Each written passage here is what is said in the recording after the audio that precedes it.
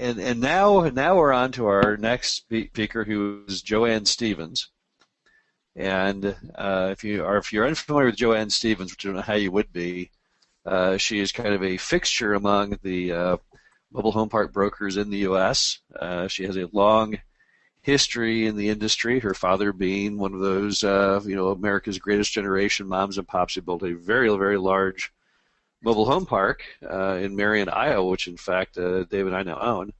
And she's always been super receptive. One thing we love about Joanne, and I hear nothing but positive commentary, is whether you're looking to buy your first park or about 10 parks, she always treats everyone the same. She treats them well. She returns their calls. She takes their calls. She answers their questions, and she doesn't dispense a lot of BS, which there are a lot of brokers out there. It doesn't matter what's going on. They'll tell you anything, hoping that you'll believe it. So it could be raining outside, pouring, and the broker would say, no, it's bright and sunny, and try and convince you of that. Joanne realizes that doesn't really work, so she tends to just tell the truth. So, Joanne, are you there? Yes. Hi, Frank. Well, that was quite an introduction. And yes, Frank and Dave did buy a park that I was involved in developing and building and selling almost 450 homes into, and that was a great experience working with Frank and Dave and Brandon and Perry, and we've had a lot of fun experiences with parks, and I really wanted to thank you for doing this summit today. I think this is a great way to get a lot of information out to people who want to buy communities and buy parks. Well, Joanne, on that note, let's jump right into it. Give us the quick, life story of Joanne Stevens and the mobile home park business. How did you get into it? How would you even have thought of getting into it? Just give us the lowdown on how it all happened. Yeah, well, I'll give you the quick lowdown, and it's just like most people, Frank, I got into this by accident, and I had been a local commercial real estate agent here in my town in Cedar Rapids, Iowa, and one day when my bank called and said that they had a park that they had taken back, and they wanted to know if I would help them to sell it and list the property for them.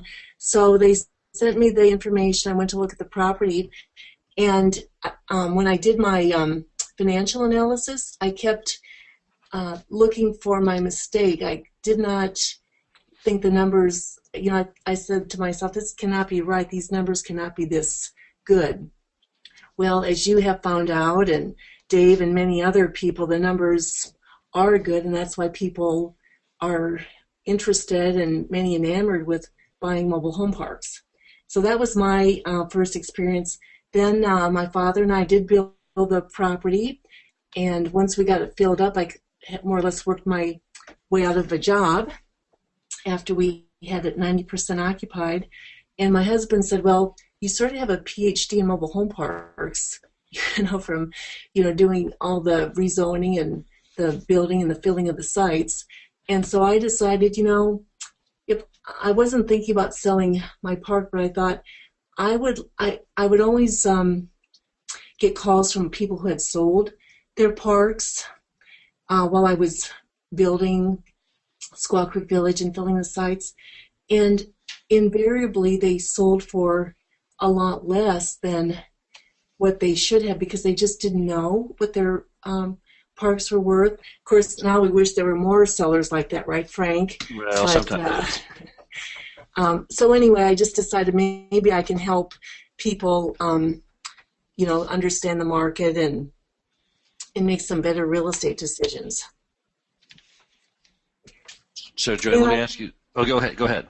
Keep going. Well, I had a few. I get a lot of calls from listeners, people who want to buy mobile home parks, and I always, I hope today, before we get off the call, we can give them some tips on how to buy a park. I think this is really great that you've really written the cookbook or the manual on how to buy a cookie cutter formula for buying a mobile home park. But I think from a broker's perspective, I'd like to give people a few tips on things they could maybe tweak a little bit about whatever they're doing now to buy parks. Go ahead, tweak away, Joanne. Okay. Okay. Well, I have I'm going to put this up on my website so people don't have to write it down if they don't want to. But I came up with a short 10 ways to work with the sellers, and they aren't in any particular order, Frank. But I would say there's a lot of really smart owners, a lot of really people that are educated and have done really interesting things in their lives. So try to, when you're starting to talk to people about deals, try to draw them out a little bit and respect what they've done. I think sometimes, people just want to tell them about what they're looking for, what they want to buy, and also understand that most of these sellers, they don't have the benefit of going to a boot camp. I mean, maybe that's the next frontier, Frank, that you and Dave should start a boot camp for sellers on how to sell a mobile home park. That might be actually bad for business, Joanne. I'm not sure we're going to be doing that one anytime soon. So the people who go to your camp, you are at a distinct advantage because the sellers, they have the benefit of, they're not connecting the dots about, low interest rates, a lot of investors, now's a good time to sell. So you have to educate them a little bit about that, or just be patient because they're not quite as up to speed. Also keep in mind, number 2, it's a relationship business. You have to keep in touch with these sellers. Try to find out what kind of buyer they're looking for. Right now I'm working on a deal where the seller thinks he wants somebody who's going to be really hands-on. And I think he's going to stick with that. I mean, sometimes people say that, but in the end they just want the highest price and they don't really care who buys it. And also along those lines, even if they tell you they've got an offer and the deal is sold, call back to check. Sometimes deals fall through. And I think something that most investors overlook is calling back the new owner, because I just got a call yesterday from a property that I brokered during the summer, and the buyers told me this is their dream come true to buy this mobile home park. Guess what they said to me yesterday? That they're thinking about selling because of the distance, or they had it's just not their thing. Right. I would say when you're talking to a seller, don't talk about seller financing right out of the gate. Try to find out what experience, if any, the seller has had with seller financing. Some of them have done seller financing, so they're not afraid of it, but most sellers, if you start talking about seller financing too early on, they're just going to, what they're thinking is, I'm getting this property back in a few years, and there's going to be fewer homes, and the seller's going to be older, and so that doesn't really work. Another thing is, don't throw around real estate jargon too much, such as cap rates, because some of them know what it is or have a vague notion, but that's not really meaningful to them. And keep asking questions. I think, Dave and Frank, in your workbook, you have a fabulous list of due diligence items. That's a great start, but keep asking, as you learn more about properties, add to that list. Yesterday I've got, I just found out from a buyer who's buying one of my listings that there's some sludge in the property. It's not a city sewer, and so the manager has to go out and push the sludge through the through the sewer or something. That sounds like a great job, Joanne. Wow, I want to sign up for that. Another thing is, a lot of times sellers will tell you, I don't have to sell, and a lot of times that's code for they really are thinking about selling, or they have some partners or kids who are standing right behind them, tapping their fingers, and they want to sell. So those are just a few of the notes that I had jotted down about things maybe investors could do a little better to buy deals. Yeah, I'll also add to the list, Joanne, on the seller financing. You're best served on the front end. Don't tell the seller you're looking for a zero down deal. When the worst combo would be on the first conversation, you're looking for a zero down seller carry deal, because Right. to the seller that sounds terrifying. If you're truly trying to get a zero down seller carry deal, the typical structure would be to get the facts and then bond with the seller in some form and fashion. Either face-to-face encounter is best, lengthy period on the phone hearing their life story is good, and then you traditionally want to convince the seller that you have to use your down payment money to make the repairs to the property. That way you explain away your lack of capital without scaring them. And then the seller financing angle, because you tell them that the property isn't in a condition that can be financed, right? So what's it mean? To do a zero down seller carry deal, you have to have just the right property. It has to cosmetically show terrible, yet something that you can fix really cheaply, right?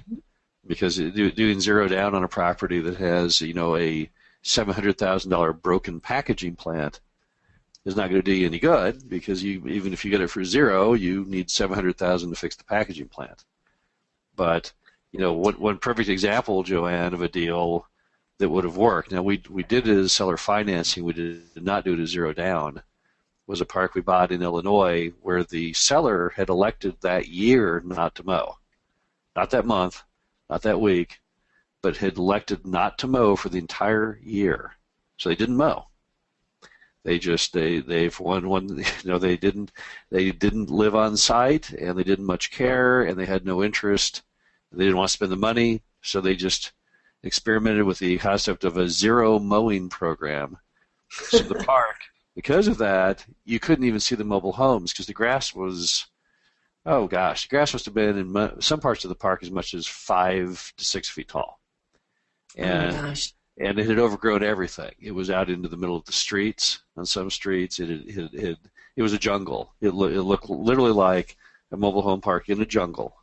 But that is really cheap to fix. But we were able to use that as a tool to get what we wanted, because they never thought through the fact that that was not a very expensive fix. So the park looked dreadful. No buyer would even consider it, right? But then, Right. All you have to do is brush hog and mow it, and most everyone can do that on their own. And but at any rate, I just wanted to add that into what you were saying, just to further clarify and reaffirm what Joanna is saying. If you want them to carry, if you want a lower down payment, don't say that on the front end.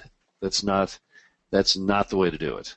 You want to build the bond, build the trust, then talk about it. So sorry to interject there, Joanne. So Joanne, tell us about, I get a call all the time, and I mean several times a day. I get a call or email from somebody who's gone to boot camp and is looking for a park, and I don't think they're understanding how to use brokers. And of course, Dave and I would tell anyone out there that the number one source of deals for us in recent times have been brokers. So brokers are absolutely key. But Joanne, tell people how it is best to approach a broker. In other words, if you want to buy a park and you've got the down payment in your pocket, and you know specifically what you want, and you're going to pull the trigger, how does someone best interact with Joanne Stevens or any other mobile home park broker? Do they call you? Do they email you? How frequently should they do it? What should they say? Give us the A to Z, the Robert's Rules of Order, the how-to guide of how to interact with a broker effectively, because a lot of people are missing it. I mean, people tell me, "Oh yeah, I called a couple brokers, and what they say, well, they weren't there and they never called me back. Did you call them back? No, I never called them back. That doesn't work. I mean, give people an idea of how best to interact with a broker." Yeah, I think that's a great question, Frank, and I'll use you and Dave as examples, because in the deals that we've done, there hasn't been that much interaction, and we've gotten the deal done, and it's been a very positive experience, I think, for at least from my perspective. Hopefully, it is from your perspective too. But Sure. I think brokers do get a lot of calls from people who want to talk about their parameters, and they want to be able to report with the broker, and so that the broker puts them at the top of the list. Or I think buyers have this idea that brokers have their short list of, once I get a listing, I'm gonna call this person first, and that person second, until I'll go through my list till I make the deal. I think that the best thing to do is, keep in touch with the broker, but try to be do it in a way that's unobtrusive. And by that I mean, if you're going to call and just want to make sure they've got you on their radar sites, if you're looking for a park, you're serious, you're ready to go, you've got the cash or the financing or whatever the case may be, you're going to limit the call to 5 minutes. It's not going to be an hour call where you're going to ask them a million questions. I have a form that I ask people to fill out of what they're looking for, what they don't want. Sometimes as a broker you can help people the most if you know what they don't want, and keeping the broker updated. But again, that doesn't have to be a half an hour conversation about what you watched on TV last night and this kind of thing. And I don't get a lot of calls like that, but once in a while you do. And I think just being easy to work with, and I'll give you an example of that. You guys bought a property from me, or something I had listed within the past year. And the seller, we had several offers, and the seller said, which offer should I take? And what he was saying is, who's going to make it across the finish line, and who's going to be the best to work with. And that was very easy for me to say, well, you ought to take your offer, Frank, and that's a lot of times what brokers are looking for too, is who are the people that know what they're doing, know what they're looking for, and react quickly to an offering. I think sometimes I think most brokers, when they put a listing out there, they've tried to do their best to get all the particulars, and sometimes it's best probably just to make an offer or a letter of intent, and if you have a lot of questions, just put them in the offer, because I think a lot of times people lose out on deals because they're still drilling down on a lot of questions. I mean, today those due diligence lists, my goodness, they get longer by the week, I think. And so it's not like you're going to lose your earnest money deposit if you find out something later on that isn't what you expected. Joanne, how often should someone contact you? Like, how often should they call you and say, hey, Joanne, remember me? Do you have any parks? Would it be once a month, once a week, daily, hourly? Probably once. I think I think what you're asking, does the squeaky wheel get the grease? And my response would be not necessarily. Right. So I think just sending the broker. I heard Donald Trump say this one time, or I think this was in one of his books. When he has a lot of calls to make, what he does is he'll call people like right before lunch, because he knows he's not going to get them, Right. and he'll say, and he'll leave them the message, because he doesn't have a lot of time to talk to people, and so anyway, I would try to just leave voice messages, and that don't necessarily require a callback. Right. And Joanne, I mean, is there any? I mean, what does someone have to do to get to the top of your list?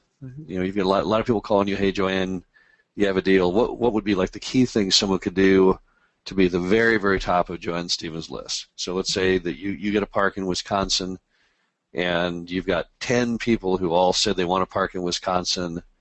and they want to put X down, and X is exactly correct. It meets all their specifics. What do you have to do to be at the top of the list of those 10? The first person that you call. Well, number one, if you're a past customer, that helps because I think that's human nature, Frank, that people feel that respect or that reciprocation, that somebody was nice enough to work with me, buy the property, and so there's just that sort of automatic, I feel obligated to go to those people first. Number two would be somebody who's clearly demonstrated that they have the funds to get the down payment. I think the worst thing people can do is when the broker asks, how much cash do you have available to invest?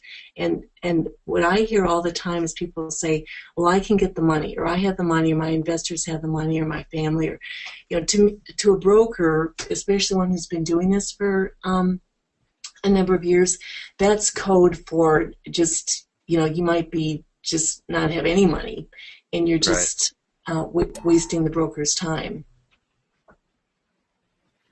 So just try to be as clear as a broker in terms of what you want, and respond as quickly as you can. Should people, identify themselves by state, city, region? What is the most effective on that? Are you better off calling up Joanne Stevens saying, I want to buy a park in Wisconsin, or just saying I'm looking for something in the Midwest? I mean, how should they identify the part of America they're looking at? Yeah. Another good question. I think what I want to hear is what markets will you not go into?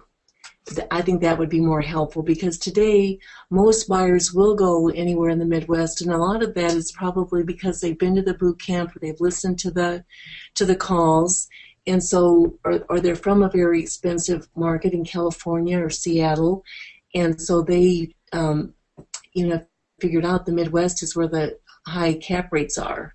Right. But once in a while, there are people who are like, I don't want to go to Kansas City because, in my opinion, it's going down the tubes. And people, have different perspectives or different come-froms of why they like markets or don't like markets. It's not all black and white. Joanne, let me ask you, on the cap rate question, give us a range of cap rates you're seeing out there, the deals you've closed recently. I mean, are they... We know they're not 5. We know they're probably not 6 or 7. I mean, what kind of cap rate are you seeing right now? I'm seeing 9 to 10. Okay. Just very. Some of these listings get multiple offers, and they're just usually all clustered together right around 10 or 9.5 or 9 if it's a really good market, or if it's a park that doesn't have any. It's just pretty straightforward deal. Meaning no park-owned homes, or only a few, city water, city sewer that's billed directly to the residents. The streets are in good condition, and there's just not that much to do. But what I see, Frank, is that some of these sellers, they have a misconception of what the cap rates are. I mean, I was talking to a seller the other day who probably should sell his park because it's starting to have some problems, and so he should sell it now while the market is so good. But he thinks it's a 6 cap, and and he just he said somebody told him that, and so that's an education process, and sometimes that just can't be overcome. I mean, once they say that they think it's a 6, and you're trying to tell them it's a 9, that's right. That's a kind of hard to bridge that. Do you see any parks out there actually selling in the 6 to 7 cap in any market you serve? No. Right, because again, I get calls frequently from people who say, the brokers are telling me you can't buy a park any better than a 6 or 7 cap. We never see 6 or 7. I don't know if you ever see it. Just for anyone on the call who's thinking that 6 to 7 is correct, it's completely wrong. I mean, 9 to 10 is by far the market, unless you're talking like a REIT on some kind of strange California or Florida park, obviously. Yes. Yeah. I did. So, I think I have done a little bit of business on the East Coast, and one park, interestingly enough, in a New England state, it had the rents weren't all that much higher than what, it was like an hour from New York City. So I would have expected the rents to be $700 or $800 a month, but they were like $400 or $450, so Right. not that high.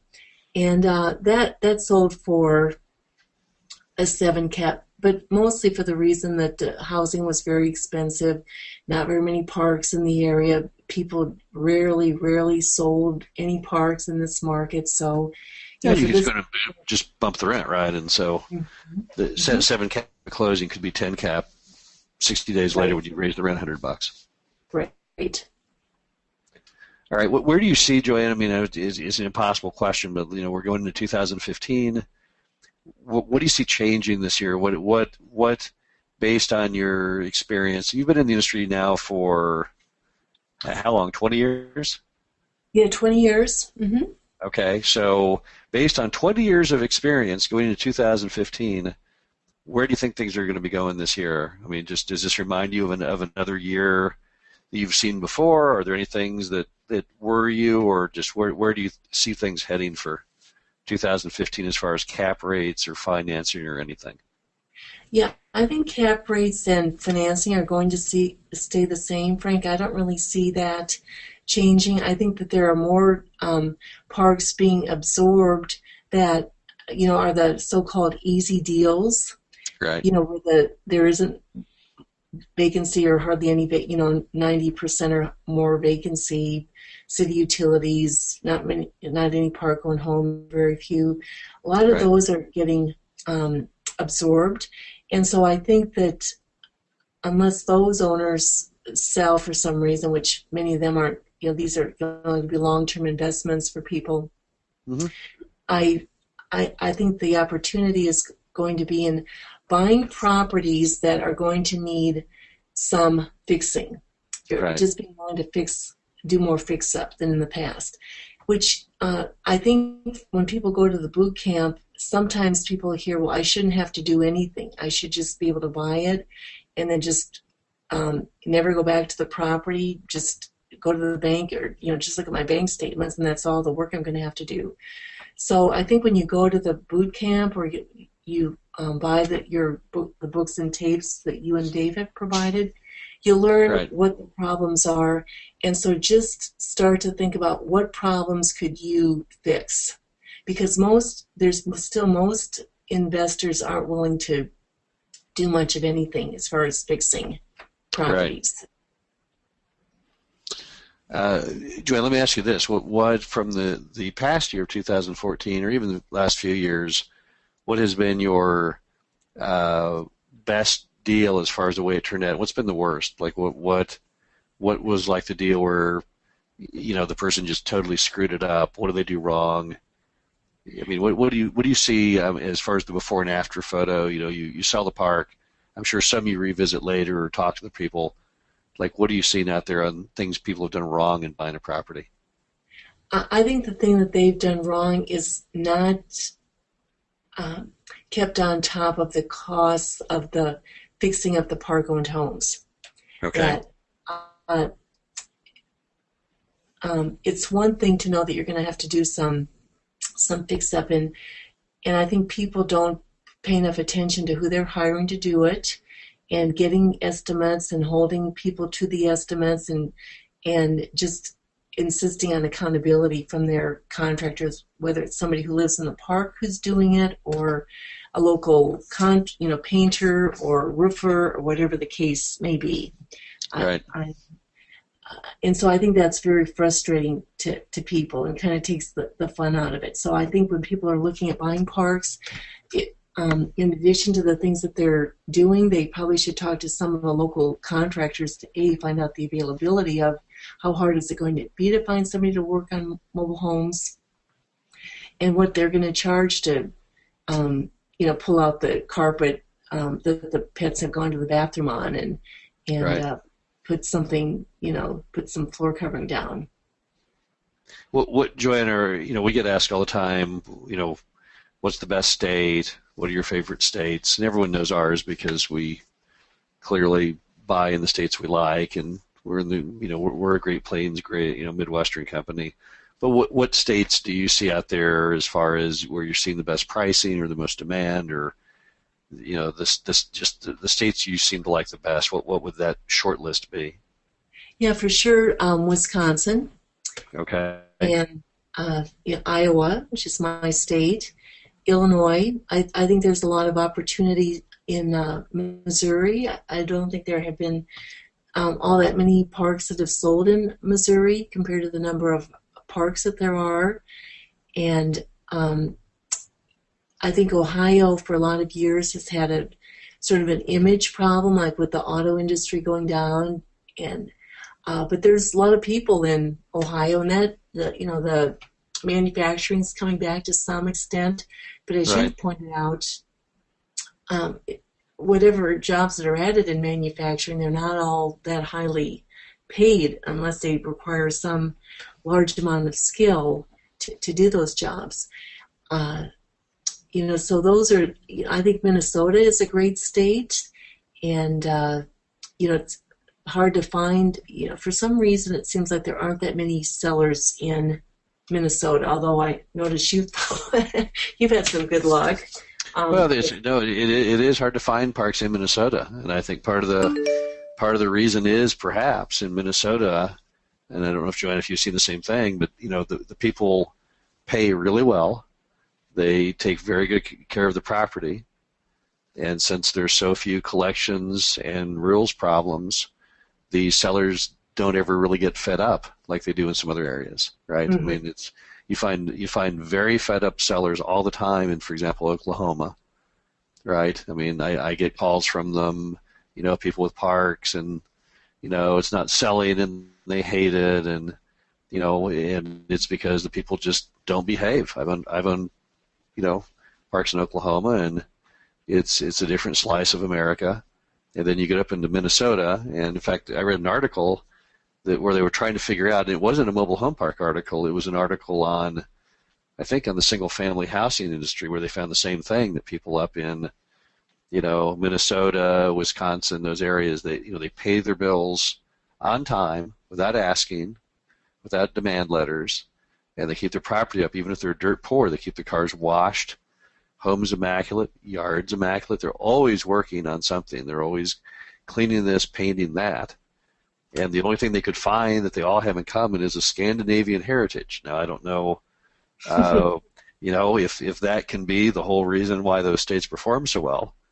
But I think that's one of the reasons that it's hard to get a seller to turn loose their property, is kind of why would they, right? Mm-hmm. And if you send out 100 invoices and you get 100 checks in on the first, Mm-hmm. and if you go month over month without ever having a rules issue or ever having any problems whatsoever, I mean, no police call, no one breaking this, breaking that, why would you sell, I guess, is the problem. Mm-hmm. And so most of our sellers in those areas are people who have, a health crisis or death.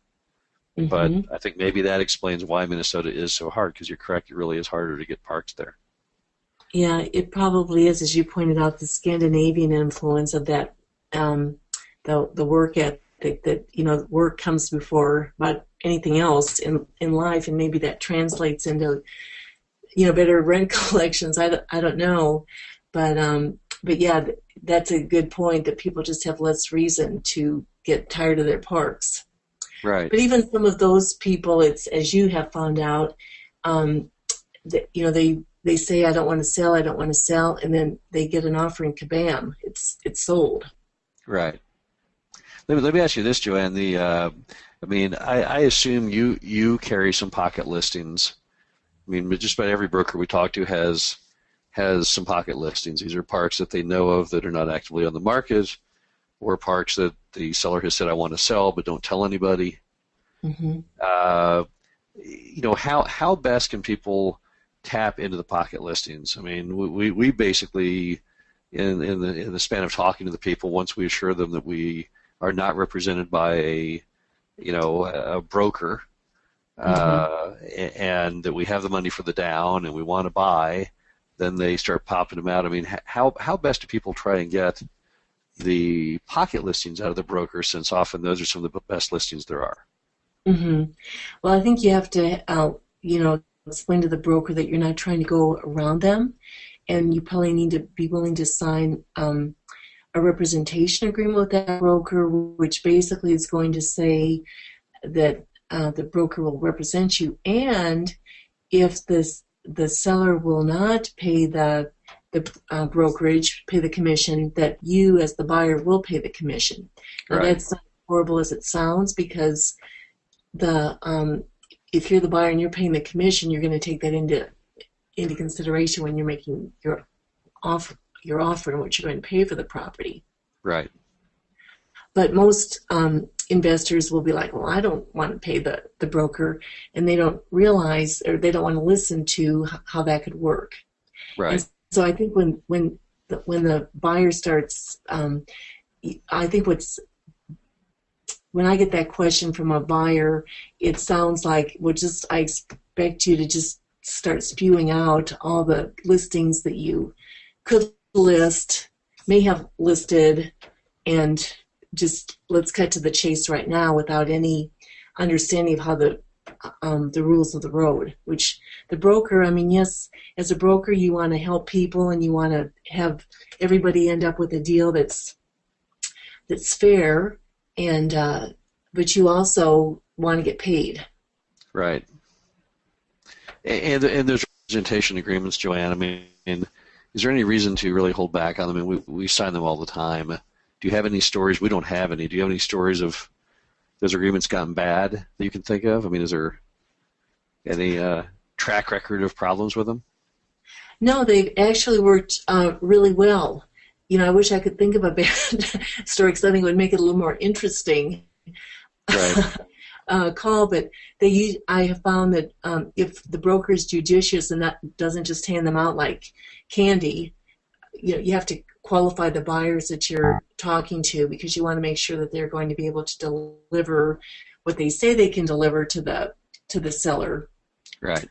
But yeah, they really have not been a problem. But I think for a buyer, you have to get used to the idea that you could end up paying the commission, and how are you going to structure that into your purchase? Sure. Because as a broker, I think what investors think is, well, we'll just write the commission into the offer, and that's not how I work. And I don't think, in my state, and I think in most states, because these real estate laws are pretty similar, like in the states where you own your properties, Frank, and most states don't allow for the broker to write the commission into the purchase agreement if there isn't a listing. Right. All right, Joanne. Well, again, we could stay here all day and talk to you, but the problem is we have to move on to the next speaker here. But in any event, give your contact information in case they want to contact you about buying a park or life in general. How would they reach Joanne Stevens? Okay. Office number is 319-378-6786.